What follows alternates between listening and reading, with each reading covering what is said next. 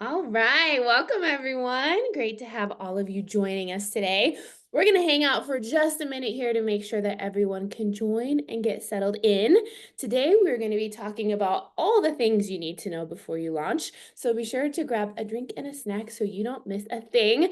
I'm coming to you from sunny Bozeman, Montana. We're finally seeing the last little bit of snow melt. I'm hanging on for dear life that maybe this means it's spring. I'm sure it doesn't, but that's okay. Arlene, what's happening in Colorado? It is absolutely beautiful here. It is the time of year that plays with our emotions because one day you're riding a bike and you're hanging out in short sleeves, and then the next day you're shoveling your driveway. So don't fall for it, Amy. Don't fall for it. It's No, but I want to so bad. I just want to do no, don't the be strong. thing.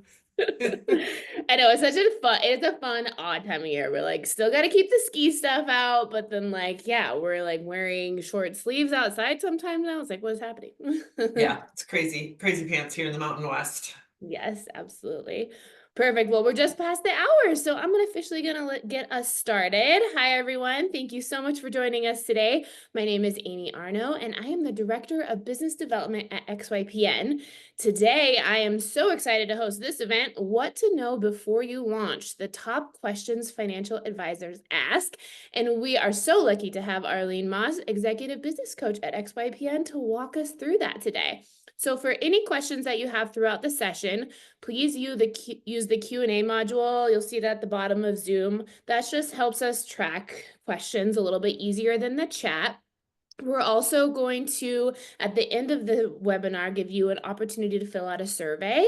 So you'll see that through Zoom. So if you take a minute just to tell us how we did, also offer up any suggestions for topics that you would like to see in the future, that would be super helpful for us. I also want to plug a few events because that's what we got to do around here.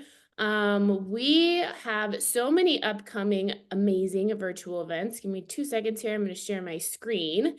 We will also just share this webpage with you, and you can see that we have upcoming some office hours. We have stop wasting time, automate client onboarding, and boost efficiency.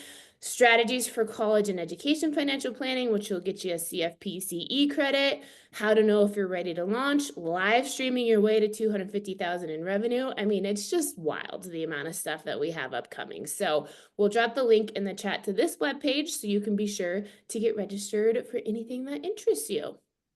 I think that's it for me, Arlene. All the boring stuff is over. So I'm going to turn it over to you to introduce yourself and tell us about what we're going to learn today.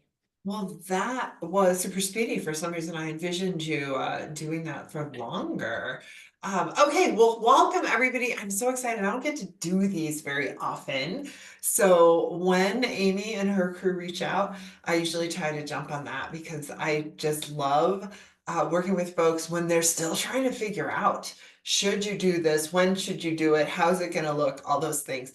So definitely throw questions in the Q&A, because what I did is basically picked 5 of the questions I get the most.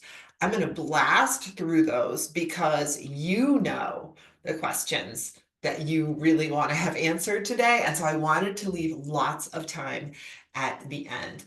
Just as a little bit of background, so you know who I am, why you would listen to me or pay attention. I have been working in this space for over 20 years, which I was a little prodigy. I started in kindergarten working with financial planners. No, I wish that were the truth, but the reality is, yeah, 2 decades here.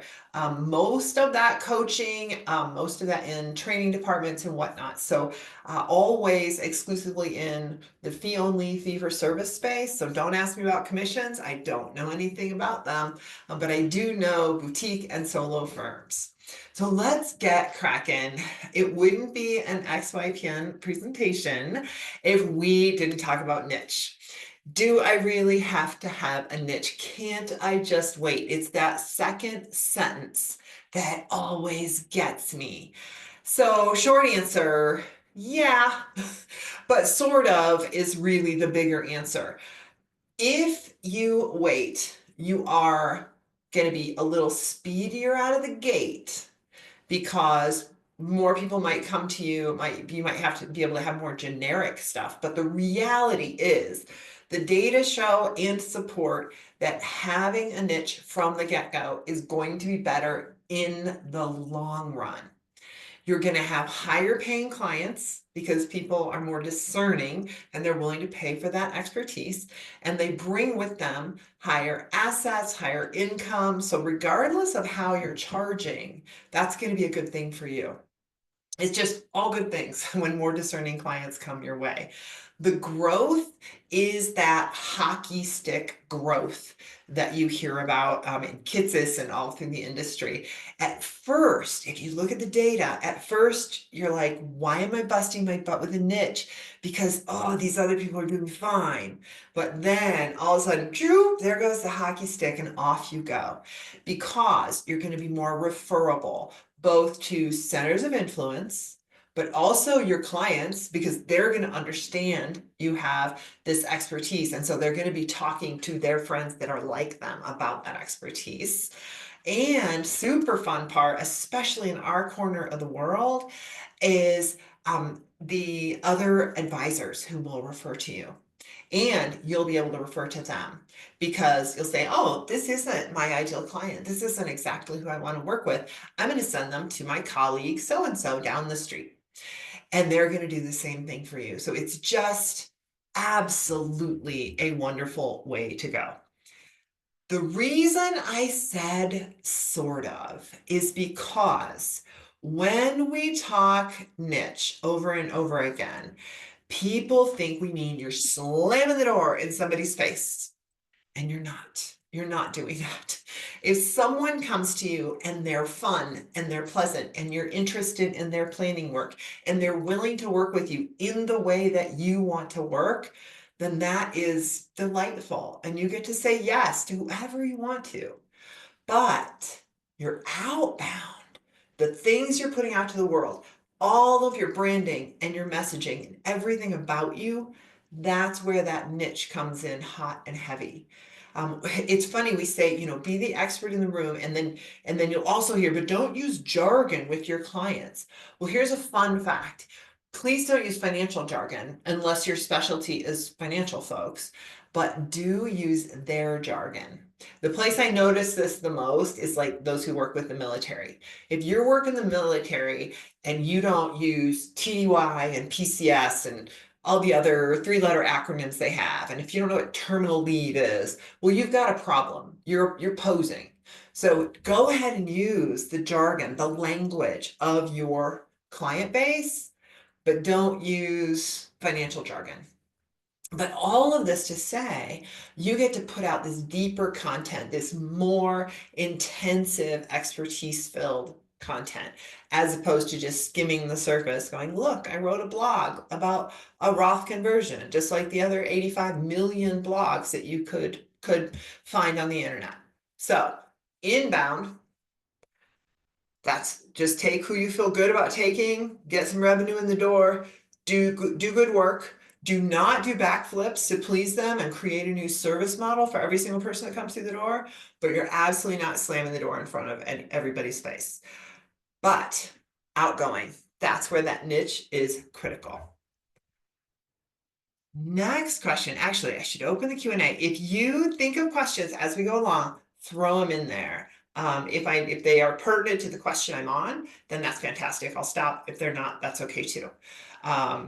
Okay. Arlene, really quick, I wanted to hop in Yes. really fast and Yes. just, could we offer a suggestion on how people should define their niche? So like one thing I tell prospective XYPN members when they ask me is like, you should be able to think of 5 people, but not 500. So if you say to me like, I want to have my niche be women, it's like, well, okay, women in technology, we're getting closer. How about women in technology with young children? It's like, then that helps me, Beautiful. so that, Beautiful. any other ideas like that? I love that. Yes, that is such a good example. The one I always use in that front is pre-retirees because I run into it all the time. Like, oh yeah, I'm going to work with pre-retirees. Okay, that's a lot of humans. Tell me more about them. And the thing I love about pre-retirees is you can say, okay, I want folks that are 5, maybe 10 years from retirement. I want them to be on track. I want them to be good savers. I want them to be philanthropic. They want to travel a lot now and in retirement. They've got adult kids, but the adult kids are fine. There's no big deals there. We're going to really just have fun with this money. Like they're fine. Now, that is a kind of financial planning that some people like. Fun fact, I've also had people who are like, oh God, it's so boring. Like, no offense, but you're doing the same thing over and over and over again, and I kind of get bored and don't like it at all. Okay, what do you want to be? You just told me pre-retirees. Tell me more.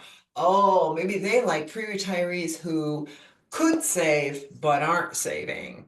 And so they want to come in and do some behavior modification, help these people get good habits so that they're coming in 10 years before retirement and they are saving the day. So now these huge changes in this person's life is going to make their retirement very different because they made these changes in those last 10 years. So those are very, very different flavors of pre-retirees. You can go way deeper than that. Now, Amy asked one thing about how to pick. So often in examples like this, and in webinars and blogs, people will hang their hat on a profession. It's a cop out for us, to be totally honest. It's easy. It's easy for me to throw out an example if you work with physicians, because then I can tell a story about that. Please let yourself be more than that. Think about the demographics and the psychographics. So think about, are they married or single? There are folks that specify both of those things. We got child-free wealth over here. It's right there in the name what they do. So you can go with these demographics. I want people who have this much money. I want people who are in this profession. I want people who live in this certain place. I had a client who most of her clients were walking distance to her office. I thought that was wild. And that wasn't even in the olden days. That was when most of us were switching to virtual. So think about those things. But then, are they philanthropically minded? Are they artistic? Are that you can drill down so tight. So you do not have to, like Amy's example, you can think of 5, you don't have to think of 500. You're going to max out, you as an individual are going to max out 75 to 125 clients or households rather. So that's what you're looking for. And now, since we can go all over the country, it's so much easier. You know, it might have been one thing if you said, I want to work with bass fishermen who live in southeastern Ohio. Okay, that might be hard, right? But if you say, I want to work with bass fishermen, and that is an old reference from, gosh, Carl Richards, I think, had a client like that long ago. You know, if you say, I want to do that over the whole country, psh, you're in. And I've seen some hilariously small niches, and it's absolutely fine and dandy. It's very rare I've seen anyone who can't make their niche work. Now I gotta stay on track, Amy, because I've got more questions and I could do an entire hour on just how to do niches. Okay, I'm sorry, I derailed you. Please continue. No, you didn't derail me, but you slowed down the train. So we gotta keep moving. Mhm. So next question is, oh, how much should I charge? And that again, it depends. You tell me. When you figure out how you're going to charge, you need to look at several things. It's not just a simple matter of what does my friend so-and-so charge. It's not just 1%. We don't have to do that anymore. So think about who you're going to serve.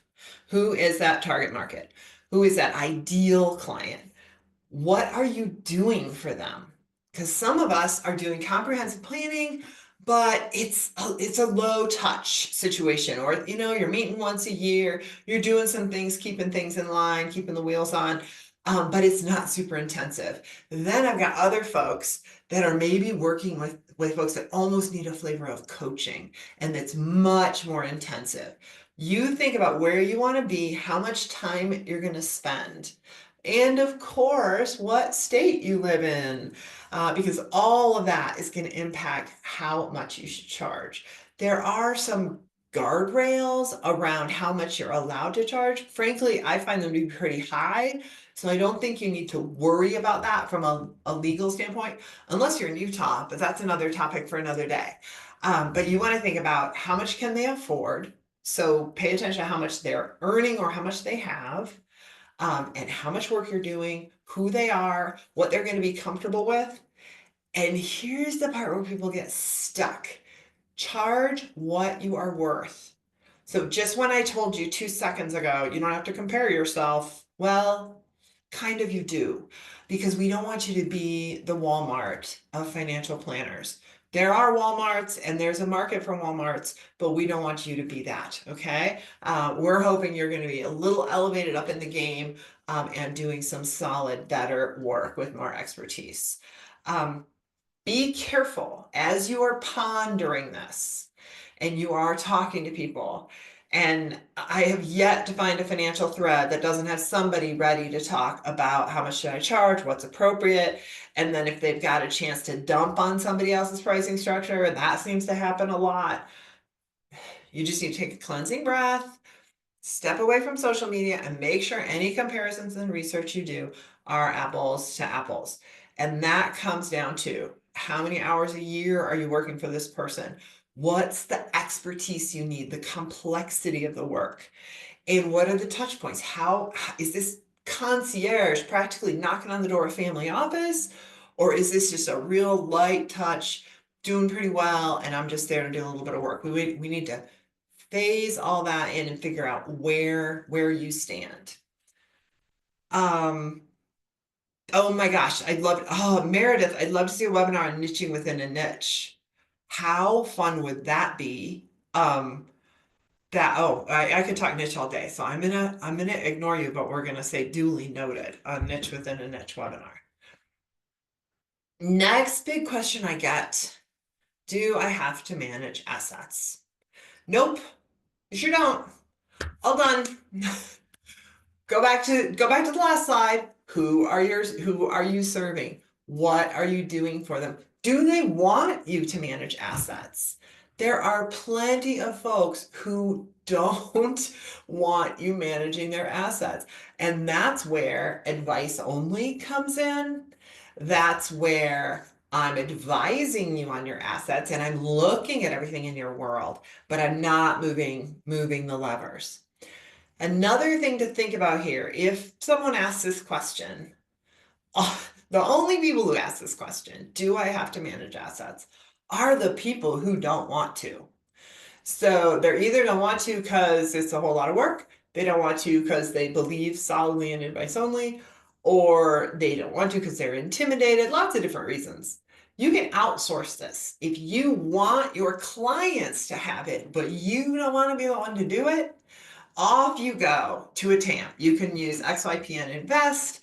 I won't go too much sell from the stage here, but then again, that's kind of our job. XYPN Sapphire is another option. There are a lot of TAMPs out there, which is a turnkey asset management program, if I remember my acronyms correctly, in case you don't know what that is. And they handle the investment side for you. So to your client, their assets are being managed, but you're not the one that's got to do it. So there are a lot of different steps there depending on what the question behind this question happens to be for you.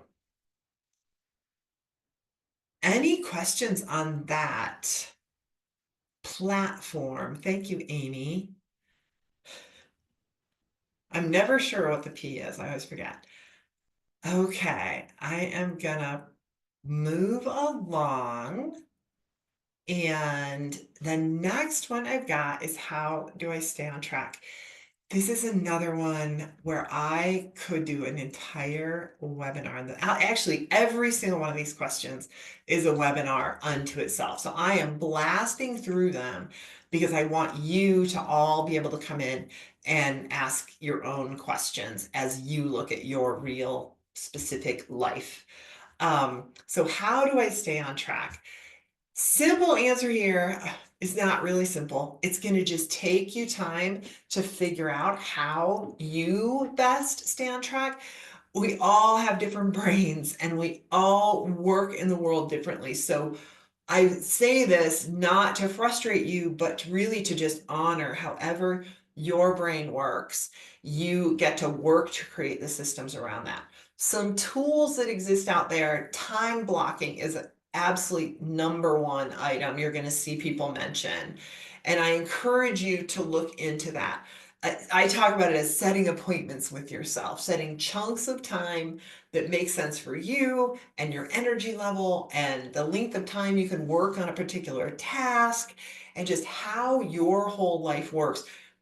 Use your calendar to create these spaces. I love to use that to set boundaries. People know to not ask me to meet on a Friday. I do focused. Ironically, I work late a lot on Fridays when everybody else is peacing out for the week. I'm like, no, I'm finally in it. This is when I really get to focus. Having those meeting-free days can really be wonderful. Use a scheduler, use some kind of Calendly, Acuity, something. There are free versions out there. You want to use those to help you set those boundaries so that you can stay focused on what you need to focus on at the specific times and on the specific days. You can do a variety here though. You can do, like, let's suppose, you're scheduling, you're using your Calendly or whatever to schedule. You can be super available the morning of one day and the afternoon of another. What I don't want you to see, or what I don't want to see rather, on your scheduling is if I open it up and I say, okay, I'm going to go meet with Amy, and Amy's like, great, I'm available 8 to 5, Monday through Friday, every 30 minutes. That's just too much. Amy does not owe me that. Now, I get it. When you're starting, you want to have variety for your clients and your prospects, and you can do that by that shuffling.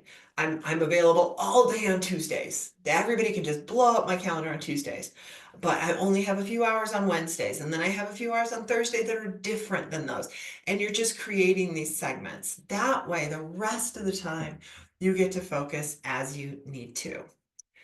Create checklists, use tasks, use workflows, anything you can use to stay on track. We have the all-in-one checklist that is downloadable from our website. And that is kind of a nice overarching, exactly what it says, all in one. It's a big checklist of the things you need to do to get rolling. So that'll help you not get overwhelmed. Because how do I stay on track is really the question for how do I not get overwhelmed? And that is such an easy thing to have happen when you're starting a firm. So the more you can have these tools situated to help you stay on track, the more you're going to be able to push away that overwhelm. On a given day, you've got your big all-in-one checklist. It's huge, right? Don't let it overwhelm you. You pick the 3 big things for a day. That's it. What are my 3 most important things? I personally do that the night before as my own trick because I am always ready to wake up at 2 in the morning and worry about stuff. And if I don't know that work is buttoned up, it tries to jump to the front of the line of things I can worry about. So somewhere along the way, I learned before I close up shop, I must write down my top 3 priorities for the next day so that if I wake up, I go, oh, it's fine. It's fine. I might not even remember what it is, but I know it's written on my desk and it's fine. So you're going to figure out your issues here. We're all so very, very different that you're going to have to fiddle around and find the tricks that work for you. Now, let me pause here 2 secs. Ashton, do we include the TAMP in our fee structure and consideration of our prices? I've actually seen this 2 different ways, and talk to compliance about this. When you get ready to register, talk to your compliance person, and they will know the options of how this will work in your state. I have seen folks that their TAMP pricing is completely invisible to their clients. They don't, I mean, it's probably in the depths of their ADV, but it's not something the client is front and center thinking about. But I've also seen stuff where it's separated. And I will be completely honest, I'm not in compliance. No. I love them. I worship them. I am not one of them. So I don't know all the rules for different states. I don't even know why you would do one versus the other. In my head, include it all in one so the client isn't thinking about it and thinks you're just doing all the wonderful things, but that's just my own take on that. What's the other one? What do you recommend for clients that just want a financial plan but don't want their assets managed? Ooh, that's the question to end all questions, right? This kind of depends on you. What do you want to do? What kind of relationships do you want to have with your clients? Now, there are plenty of folks out there who love to do a standalone, one and done plan. Maybe you take 2, 3 months to work on it together, but then you're done and you're like, thanks, that was a cool experience. Here goes your plan. Go do your things. And that's lovely if you like doing that. I also know a lot of advisors who say, you know what makes me grouchy? Doing a plan and then finding out a year later that they didn't do diddly to actually implement any of it. Now, both of these things are perfectly fine ways of offering your services, but the heart of it is, how do you feel a year later? How do you feel moving down the road? So I have worked with a lot of folks who are like, please remind me, I never want to do a standalone plan again.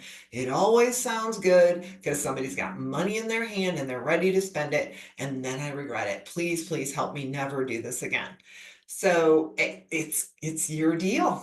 Advice only is, I will confess, full disclosure, I am married to an engineer. He is lovely. He has many fine qualities. Allowing someone to manage his assets is not one of the qualities he has. So we have an advice only planner, and it is absolutely, it's great for us. So think about who you want to work with. Think about the work you want to do. Think about how you're going to feel. Notice how right now I'm really focused on you, because you're the one that makes this decision. Your client already knows what they want. You have to decide what you're willing to offer. Come back and post again if that wasn't a full and complete answer for you, anonymous attendee, because I can expound further. Okay, John, what would I consider a minimum viable product to start an RIA? Should I start? Oh, this is fascinating. I I want to talk to you more about this. So I'm reading this in case anybody doesn't have these open. Should I start with 3 services or wait until I get 12 areas of service before launching? I'm going to assume, for the sake of this, that when you say services, you mean I can help you with tax planning, and I can help you with reviewing your estate plan, but absolutely not practicing law. And I can help you with goal setting. And I have what all those little compartments that we consider part of a comprehensive financial plan. If you are going to create a planning service that allows people to pull things from a menu, so you're doing kind of project pricing. And I will admit, I don't have a ton of experience on that. I've worked almost exclusively with comprehensive financial planners. I think, yes, you could consider it a minimum viable product to say, okay, I'm going to do these 3 things. I would be remiss if I did not advise you, in the current competitive environment and world in which I dwell, to get a minimum viable product of comprehensive planning. So you don't have to offer a lot of different things. You can offer one product, which is comprehensive financial planning. You don't have to offer hourly work. You don't have to offer projects. You don't have to offer advice only. You can pick, but I think I would focus in on one comprehensive product that is going to be something you enjoy doing. That said, I feel like everything coming out of my mouth today is like, but wait, there's a caveat. There are lots of folks who just offer hourly planning and say, what do you need? I'm here for $350 an hour. I will help you with your problem. Tell me what your problem is. And John, if that's what's going to get you out the door, that might be a valid way of approaching it. Same question, same thing as before. If I didn't answer that question, please pop in and comment. Anonymous attendee. Do people use their home address? Ah, yes. Okay, when you get registered, again, get compliance to really make sure that they do this by the letter of the law. But my understanding of this is most states you cannot use a PO box. You have to use a real honest to goodness street address. Now, back in the day, I used to know people that used like a UPS store where it said, you're suite number 345 at 6660 Delmonico Drive. And 6660 Delmonico Drive is absolutely a UPS store with a teeny tiny little mailbox that they were referring to as a suite. And I know people that registered that way, but that was long ago. And I think compliance or the state regulators are on to them now. I haven't heard of anybody doing that in a long time. So, but when you submit your ADV to your state, you can tell them, you will tell them if it's your home address, and then it's private. So, oh, hey, look at Amy's posting official I things. She's so just dropped something fancy. from the forums, which you'll have access to as a member, that our compliance team confirmed. So that's how you handle this. So Yeah, yeah. So, but folks get that you may don't want everybody and their dog able to find your home address. Um, Fun fact, they probably can because it's a crazy world we live in, but we definitely understand that. So thanks. Okay. I am gonna zoom on to Todd's question. Let's see how we're doing. Oh yeah, we're fine. Um, Todd says suggestions on launch a completely solo and you haven't worked as a planner or advisor without previous office environment with others to bounce ideas or mistakes off of. Oh boy. Okay. You haven't worked as a planner or advisor. Um, Couple things you can do, Todd, without me just saying, no, go get a day job, which I'm not saying because Mamie would hunt me down and smack me around. Couple things you can do here. Lean on the membership. Okay. So when you join, you magically have 2,000 plus coworkers, people that you can ask questions of. And they're all, XYPN is just chock a block with folks who are excited to help someone else succeed. So that's one way. And we also kind of take that down to smaller groups. So if me saying 2,000 people, you're like, I am not gonna reveal my ignorance in front of 2,000 people. Thank you very much. There's a lot of small group experiences as well, where you can come in, our launcher calls, our registration calls, lots of opportunities for you to be like, oh God, I hope I'm not supposed to know this because I don't. Can you help me? Okay, we make it a really safe place for that. So that's one thing to think about. You can also do paraplanning. A lot of folks will do paraplanning on the side, both to supplement their revenue, but also to just get more hands-on in the tools, okay, what does right capital really do? Get that kind of work. So that's another thing.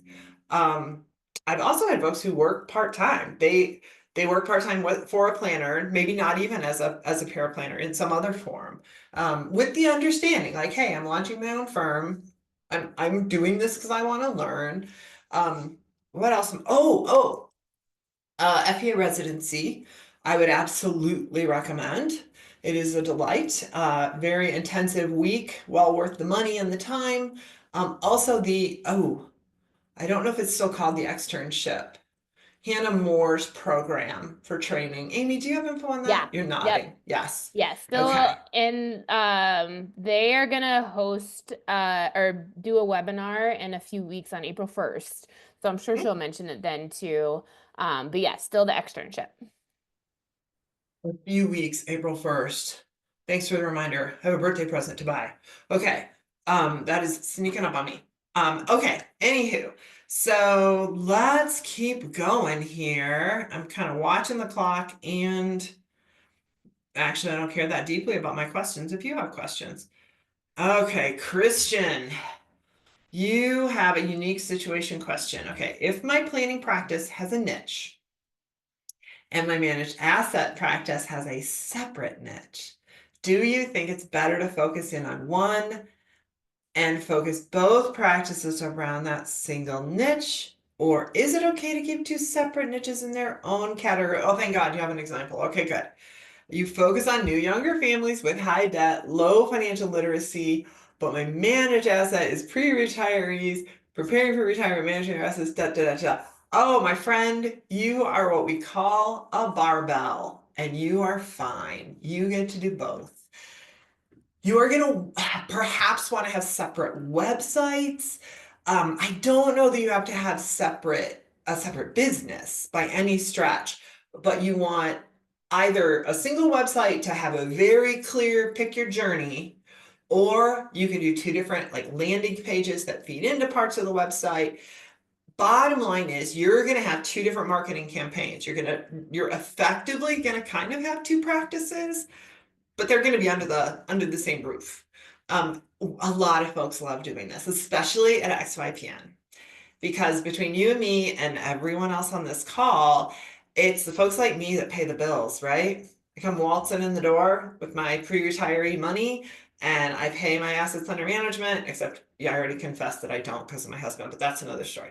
But folks like me are paying the bills, and that's okay. You want to make sure your folks on the other end, high debt, low financial literacy, they need to be paying their way. I don't mean to say like we're letting them coast through for free, but they're not gonna be able to afford a super high dollar amount. Some ways you might think about that are having some group experiences, some different things that are low touch point, more, I hate to say passive income, but courses, that kind of thing might also serve that market so that you can make sure that that is scalable and profitable. Doesn't have to be through the roof profitable, but because you can let your AUM folks kind of help cover that. Those are very, very different things, and you're gonna have a workload ahead of you.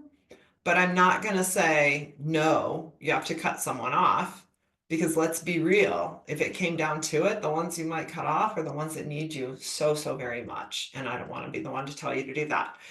Let me look at this question and make sure I answered all of it. You said this, the way you phrase this question, is it okay to keep the two separate niches in their own category? And yes, the answer is yes, you can have two niches. You just got to be really definite. Don't be throwing some bland, boring old website out there where nobody can find their way. Be strong. And even if it's two different paths right from the get-go, make sure I see myself and I know where to click and where to go to figure out how you're going to help me. And once I'm down in that part of the website, it's all about me and my needs, right? So make sure you're doing that. It's going to be a little bit of a heavier lift on your website, but not bad. I have faith in you. So, oh, Drew, how would I define comprehensive? I would define comprehensive the way the CFP board defines comprehensive. They've got those, and I want to say it's 8 now, but I could be wrong. Don't quote me on that. But all the different categories of things you should be covering in a financial plan, from goals to risk mitigation, estate planning, retirement, investments, cash flow budgeting. I'm not doing a very good job of rattling them off, but having a plan that covers all of that is a comprehensive plan. Now, the flip side of that is if somebody's doing project work or hourly work, I might come in and say, hey, I want to have somebody objective review all my insurance stuff and make sure I've got my coverage right. Could you do that? And you might say, well, yes, I know how to do that. And I don't sell anything because I'm fee only. So what a great thing for you to pay me X dollars an hour, and it'll take me a couple hours and we'll do this. So that's the compare and contrast there. I hope that helps. Okay, let's go see what Patrick has to say. You guys are doing great. This is so fun. I've been very involved in meetings over the past few years, but I've never been put in the sales role where I'm expected to bring in business. I know I want to be my own boss, but I get worried considering the fact I don't have any track record to back it up. Oh, Patrick, you are not alone. You are not alone, my friend. We have not just younger, but career changers and all manner of folks who love financial planning, and they have this passion to help people and start their own firm, but they do not have sales experience, and that is a-okay. First off, we're not super salesy in our little neck of the woods. We are offering to work with people. We are inviting them into a relationship. Think of lots of touchy-feely ways you can say that. We have a boatload of resources on how to set up your funnel, how to work through these meetings. So you can do it. I have been doing this a really long time. And I have worked with some folks where I'm like, oh, he's never gonna make it. He's terrible at this. And there's someone for everyone. So even when I've had my darkest thoughts about a person, they still, one of them, fun fact, is an XYPN member. So I have known him since client number one back in the aughts. And now he's an XYPN member, and it just makes me laugh that I was so very, very wrong about him. So yeah, you can do it. It will take work, it will take training and learning and trying, but you can do it. So I hope that helps. Makes you feel a lot better. Okay, a new financial planner, no experience, take advantage of new technologies, or should we be worried about that as a threat? Oh, I love this question. You guys are the best. I want to do this every call. This is so fun. Yes and no, okay? If you rest on your laurels and are you going to just be kind of a generic financial planner, then yes, just as you were probably worried about robo-advisors, you could be worried about AI. But that's probably not who you are, because people like that don't start their own business. People like that aren't drawn to this. The odds are you're a real human, even though you're anonymous right now. You're probably a real human with real thoughts and feelings and empathy for your fellow humans. And that's why you're getting into this industry. That's what we got to lean into. There's no space for generic anymore, because generic is Googleable, and we don't want that. What humans crave is a relationship, a person who really cares about them. And I know they're like AI friends, and I sound like such a boomer right now, but I know there are things like that out there. And I guess maybe further down the road, I'm going to talk to a robot about my finances, but right now people crave the human element. So taking advantage of new technologies is the key phrase right there. Take advantage of AI, take advantage of all the technology that, we have a lovely tech stack. There's more coming all the time, it seems like.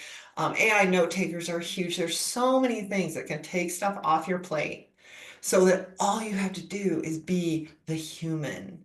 And that's what you want to lean into. So I would not lose sleep worrying about it as a threat. I would use your concern to figure out how you can use it, leverage it absolutely the best for what you want to create for folks. Okay. Oh my gosh, I think I might be almost to the bottom. Thoughts on website platforms that are best to use in this space. Also, any recommendations on those who work and can build your website at a reasonable price? Oh my gosh, reasonable price is in the eye of the beholder, isn't it? Um, okay, let me answer this in order. Squarespace is a really common one, really easy to grab a template and get on your merry way, very user-friendly. Wix is another one. I'm not as giddy about it, but I don't know that you need to trust my judgment on that. I find that the websites I see that built on Wix don't seem as professional, but I've never figured out, is that user error or is that Wix? I honestly don't know who to blame. WordPress is, of course, classic, takes a little more knowledge. It's not quite as easy. So approach with some research there. But recommendations on people who work with financial planners, oh my goodness. A lot of folks use FMG suites. No, is that what they're still called? Oh my gosh. Yeah, FMG suites. Am I right on that, Amy? Okay, well, Sorry, we'll I'm here. see. I might be right, or that might be a Yes. 15-year-old name. Okay, thank you. Yes. Jeez. Oh my gosh. Um, oh my gosh, what is Square East is one we've been seeing a lot of people get really good use of. Oh my gosh, there is an XYPN member who does websites and I am gonna get fired. I can't I think of know, who it I is. know, I know who you're talking about. Colton Etherton. Yes, and Yeah. it's yeah, I can't think of what his website is called though. It's something really simple like advisorwebsites.com or something like that. But Colton Yes. Etherton, yeah. I'm gonna Um, find his website and put it in the chat for folks. oh, thank you. So a little more on this on the website concept. First off, when you build your website, you do kind of have to have a website. Like I've known people who launch without one and they do fine. Usually it's because they're very busy bringing clients over from a former firm or something, and so they've got an edge. If that's you, congratulations. I'm happy for you. Get your clients onboarded and do your website later. If you are starting from ground zero and you have no clients whatsoever, you need to have something that shows you're real. So you do kind of need to have a website out there. Here's the fun thing. It really just needs to not be terrible. Don't feel like you have got to spend 10, 20, 30 grand on a website. In fact, don't spend that 10 I'll give you. Do not spend 20 or 30 grand. That's just a lot right out of the box. Again, all of this though is going to kind of depend on you and your life. Some of you are starting and you are working a day job that pays you very well, and you have a runway of money that you can dance upon, in which case, outsource away, spend it however you want. Those of you starting on a shoestring with zero clients, a moderate runway, no other job, you know what? A do-it-yourself website is fine. It's fine because it's only going to last you a year or two because styles are going to change. You're going to change. Like you're going to get a new website. So better to start one on the lower end, not horrible, but on the lower end, and then get that revenue going, and in a year or two say, okay, now I'm going to pay somebody. Now I'm going to pay somebody to do some real design work, because you'll see a beautiful website and you'll know the ones that have had a really good designer versus the ones that are templated, but you don't know it in such a way that it's going to be a turn off to your clients. The copy is probably more important, the imagery, so that people know that they are your person. That's what you want to be getting out of that. Oh, I went on a rant. That actually is such a good segue, website question asker, because my last question I had that I get all the time is, how much should I spend on blank? And it can be anything. How much should I spend on my website? How much should I spend on office space, if I should even have office space? How much? You fill in the blank however you want. This depends on you and your budget. Do not let anyone else tell you how you should spend your money and what you should spend it on. And I know I just got done telling you what I think, but I'm not the boss of you. You get to figure out, do you have a day job? Do you have a tight budget? What are your skills? If you're really good at tech stuff, or you feel really creative and you really want to do your website, have a party. What we don't want is for you to slow yourself down and effectively rob yourself of revenue because you're doing something that's not your core skill set, instead of going out, getting clients, building revenue. Another thing is, you don't have to do it all at once. There are, like I said on the website, you're gonna get something again. A website is never a one and done. You'll get one, time will pass, styles will change, things will happen. You'll get another one, time will pass, styles will change, you'll get another one. That's just the way of the world.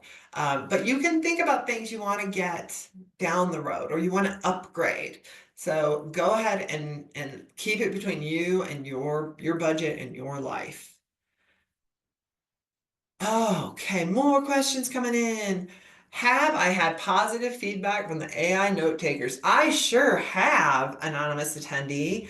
I love them. I use one. We do not have an official this is the best one ruling. It is still very much up in the air on compliance and what the rules are. The states and the SEC, I was just talking to a client about this earlier today, and she's super frustrated because she just wants someone to tell her which ones are okay. And I don't know that. I strongly encourage people to look at ones that are financial planning industry specific because they're going to be much more likely to know the compliance concerns you have. Another thing I have heard, and I'm not an expert on this, so do a little more research. But one thing to make sure of is that you have a setting available to you to say, do not learn from my content. So, because generally when we go in, if I'm going to write something or I need help on an email or whatever, if I'm using a free AI thing, it's going to just learn from that. Be like, oh, this is how someone wrote. I'm going to learn. And I don't really understand all the ins and outs of it, except you don't want them learning from your stuff. Um, Jump is the one I hear the most about. So I'm not sure I'm recommending it, but I am telling you, I've heard a lot of people using it. Um, I want to say there's Fin AI. Don't quote me on that name. I feel like that might not be right, but you can Google about and maybe find that. Um, we've got some folks using Fathom. That is not industry specific, but I do know some folks using it.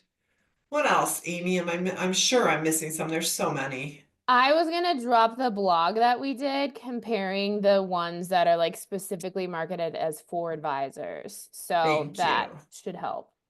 You betcha. Thank you. Thank you. Oh, slices. That's Colton's website. Okay, well, I was leading you all astray.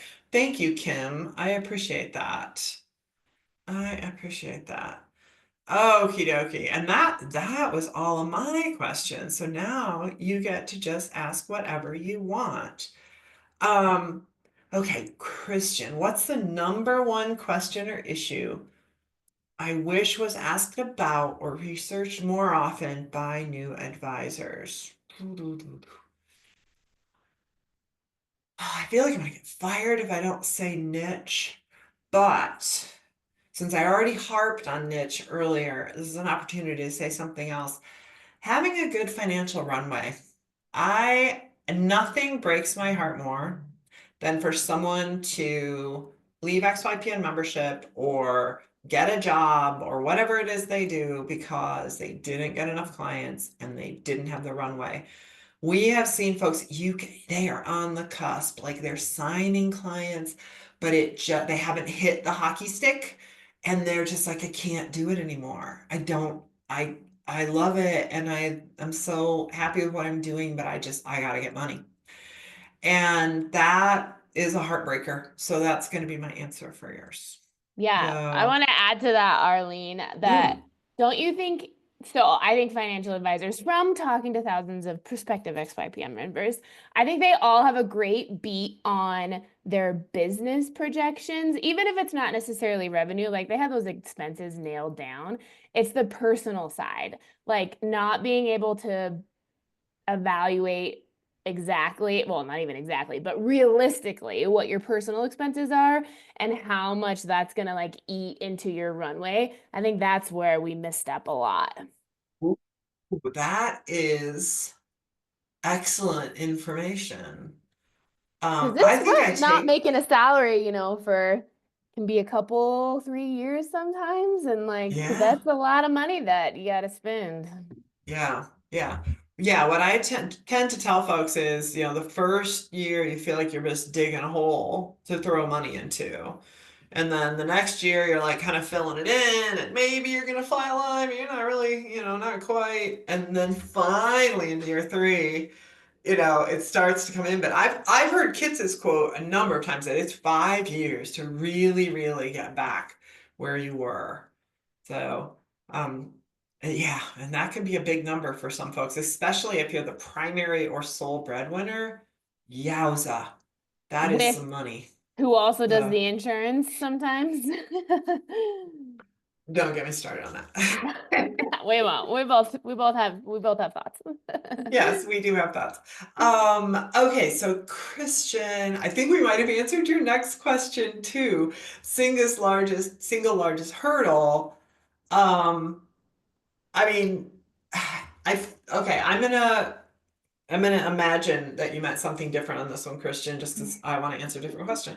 If what you meant was truly single largest hurdle in all of the world, money. Money is the one. Making sure you've got enough of an on-ramp. But if you meant single largest hurdle in making the business go,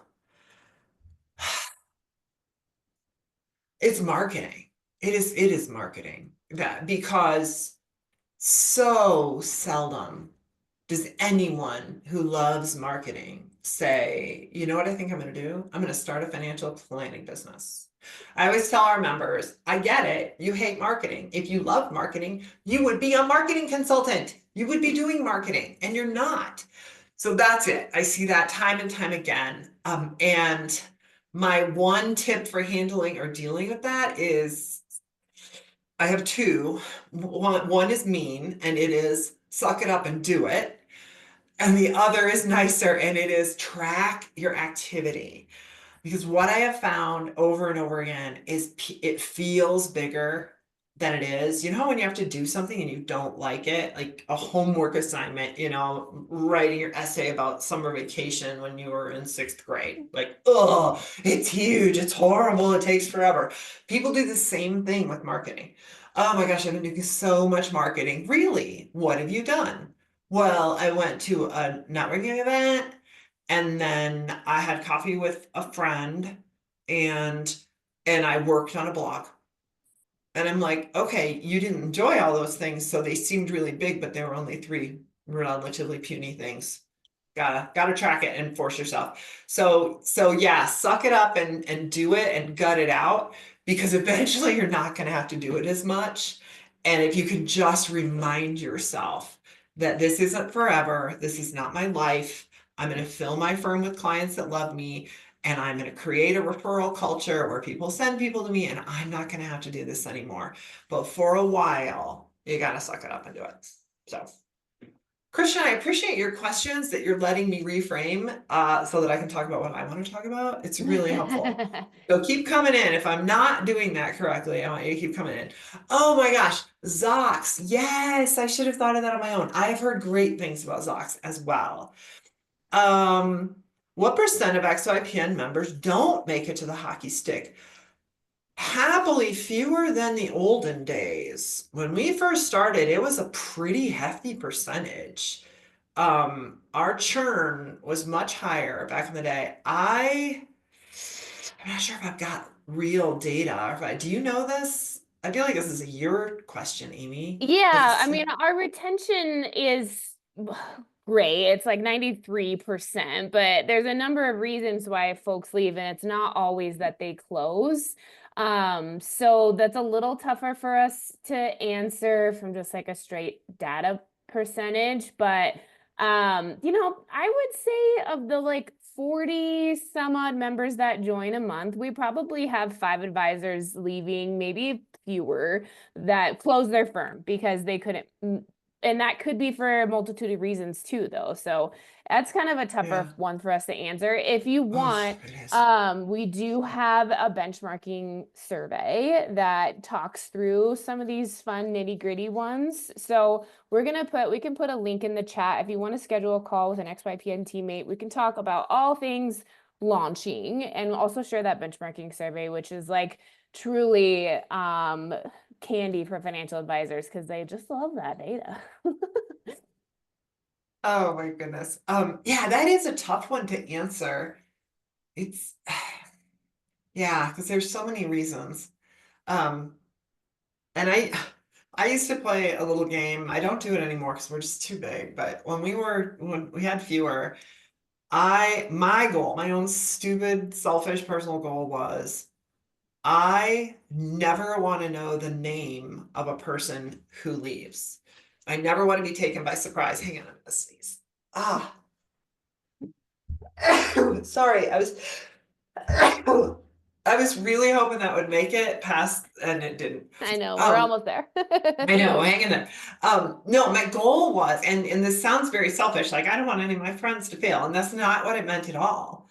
What it meant is I want that to be an indicator that they weren't involved and they weren't because like if you come through my launcher calls and I had contact with you 4 weeks in a row and then I had drop-in coaching every week and you were there and then you fail, I'm gonna feel terrible because I was there on the front line. So my own selfish thing was if they weren't involved, if they didn't, you know, grab every single bit of value out of membership that they could, at least I know I did what I could do.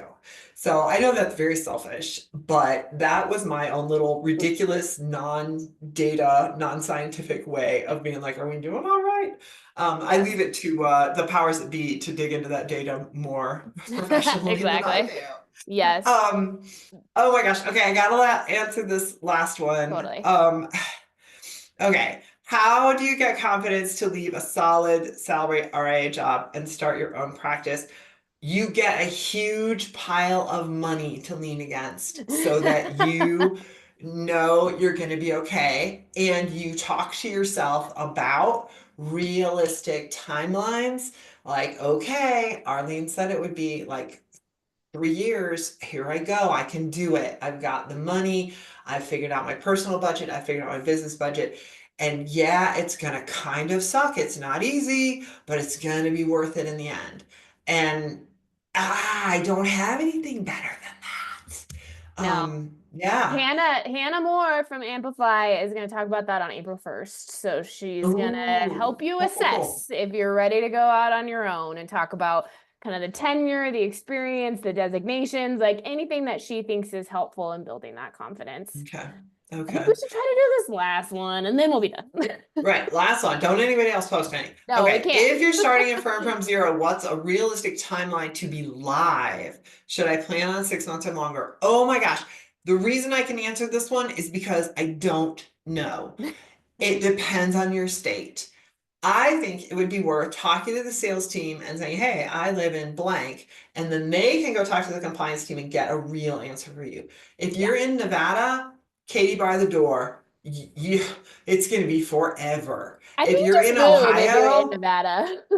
pardon? I said just move if you want to register an Right, RIA and right. you're in Nevada. It's not worth it. Exactly. Oh my gosh, that's so true. But if you're in Ohio, then like you have time to go to the restroom and maybe get a snack. Like Yeah, it's so fast. I'm obviously exaggerating, but yeah, it's like insanely fast. yeah, So I back in the olden days, I used to quote a month, 6 weeks from submission of ADV to approval of RIA, and that is just not true in many, many places now. So I gotta yeah, check your state. I would just say it probably takes a month or so just to get that ADV submitted, but it kind of depends on how much homework you did. You can do a yeah. lot of that kind of stuff, that research, before you quit your day job. Mm-hmm. So yeah, you Yeah, can, and you can ask us, the sales team, too. We know which states your U4 can be delayed in. So that can also mean you can stay at your day job longer because your U4 hasn't been triggered. So there's some good point. nuances to your timeline. So, and we know for every state, like how long the time frame is, if the U4 can be delayed, so we can help you with that exactly for your situation. Yeah, you've done this many, many times. I just So feel, oh, someone made sad Nevada noises. I'm so sorry. Well, we went 4 minutes over, but we were having so much fun. So no one be mad at We us. were, we were. Um, I haven't even checked my calendar. I'm like, I hope I didn't have a call right I after don't, I hope this. there's no hard stop for anyone, but Whoopsie it's fine. daisies. Whoopsie daisies. Okie dokie. Yes, Oh my gosh. Well, I am so happy to have been here, Amy. This feeds my little soul. it was a And blast. folks, yeah, if you have follow-up questions, you can reach out to me on LinkedIn. You can email me. You can ask Amy. She can pass it through, whatever your little heart desires. So. Yep, schedule a call with us for sure and fill that survey out for us when you leave because we want to hear just how wonderful we were, obviously. That's it. We're just here for the ego Yeah, boost. exactly. We need some validation, you guys. Thanks everyone. I hope you have a great rest of your Wednesday. Bye, Arlene. Thank you. Bye. Thanks a Bye. ton.